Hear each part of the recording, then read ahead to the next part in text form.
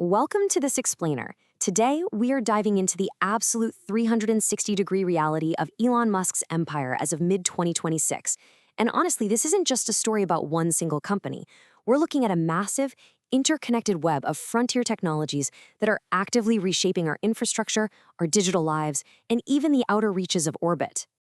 Here's our roadmap for today. We'll start with the first trillionaire, move on to conquering space and Earth, explore the new AI frontier, discuss a recent defeat in the courtroom, and wrap up with politics and the public square. All right, let's kick things off with Section 1, the first trillionaire. To really grasp the sheer gravity of this empire, we've got to look at the raw capital, $839 billion. That officially makes Musk the richest person on the planet right now, at least according to Forbes' May 2026 tracker. To put that staggering number into perspective, his single net worth is literally larger than the entire gross domestic product of Switzerland. It gives him this unprecedented financial leverage to move markets and shape multiple global industries all at the exact same time. And the momentum he's carrying is just wild. Financial analysts are actually predicting that he's going to cross that historic trillion-dollar threshold by June 12th, the world's very first trillionaire. But, it makes you wonder, how exactly does one individual amass $1 trillion? Well, this wealth definitely isn't an accident. It's built on a highly interconnected ecosystem. You've got SpaceX, which recently acquired his AI startup xAI, pushing its combined valuation to a mind-blowing $1.25 trillion. Then add in his 12% stake in Tesla, plus the Boring Company, Neuralink, and X. But here's the real kicker. It's not just a random list of companies. They literally share engineering talent, materials, and data. The AI trains the cars, the rockets launch the internet infrastructure, and the social platform shapes the narrative. It's like a giant puzzle where every single piece feeds into the next. Moving right along to Section 2, conquering space and Earth. So looking at the recent May 22nd Flight 12 test, we really get to see his physics-based approach in action. Starship and Super Heavy version 3 liftoff, hit max aerodynamic stress at 45 seconds, and splash down in the Indian Ocean just over an hour later.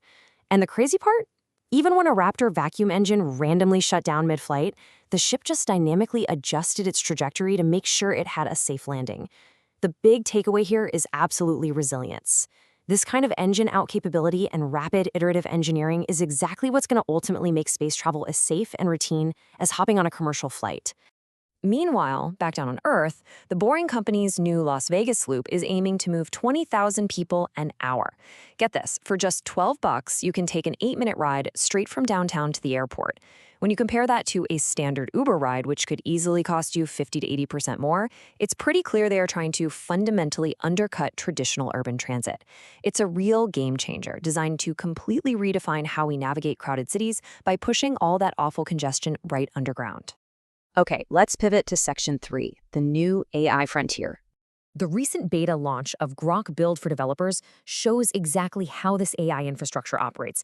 And guys, it's no longer just a chatbot answering your trivia questions. It uses what's called agentic flow. Think of it as basically having an entire virtual tech company trapped inside your laptop. A human developer starts by just approving a plan. Then, Grok delegates all the heavy lifting to these specialized AI sub-agents that work entirely in parallel. Finally, it executes the complex code directly in the terminal. It's literally shifting the human role from typing out code to managing a whole fleet of autonomous digital workers. And at the exact same time, Neuralink has expanded its human testing phase from 12 up to 21 participants. We are talking about individuals who are actively controlling digital tools using nothing but their thoughts. Just 2 years after officially starting testing, we're watching the literal bridging of the biological mind with the digital realm. It's turning what used to be pure science fiction into a tangible medical reality, and it has some absolutely profound implications for the future of human cognition. But it hasn't all been smooth sailing. That brings us to Section 4, defeat in the courtroom. So a jury recently handed Musk a pretty massive defeat in his $134 billion lawsuit against OpenAI. Musk's team fiercely argued that CEO Sam Altman basically tricked him into co-founding OpenAI as a nonprofit only to flip it into a massive for-profit entity.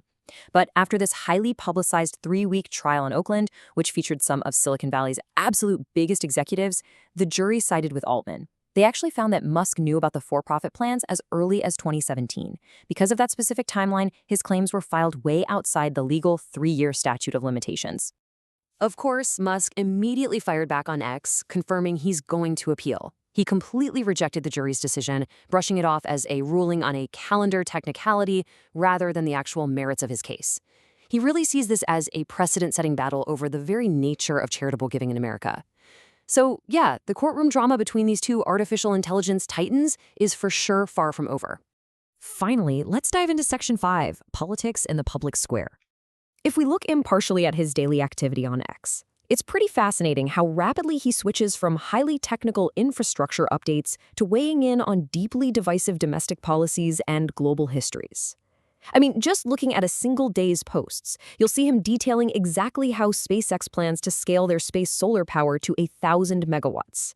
Then, in the very next breath, he's agreeing with a political candidate's plan to bus the homeless population from Los Angeles to Seattle. After that, he dives into a debate on the economic profitability of European colonization in Africa, and then posts comparative statistics regarding global protests. It really just demonstrates exactly how X functions as his personal megaphone to curate and shape public discourse across literally every possible topic. Yet, amidst all the controversy and these sky-high valuations, there is a deeply human impact to his technology. Take this letter from an 84-year-old retired teacher living in remote Alaska. Her daily life relies entirely on this ecosystem. She uses a cyber beast with full self-driving to navigate around, relies on a Starlink dish on a roof for internet access, and actually uses Grok every single day to learn about artificial intelligence. It's a striking reminder, behind the trillions of dollars and the intense public debates, there are real people whose realities are being fundamentally altered by these tools.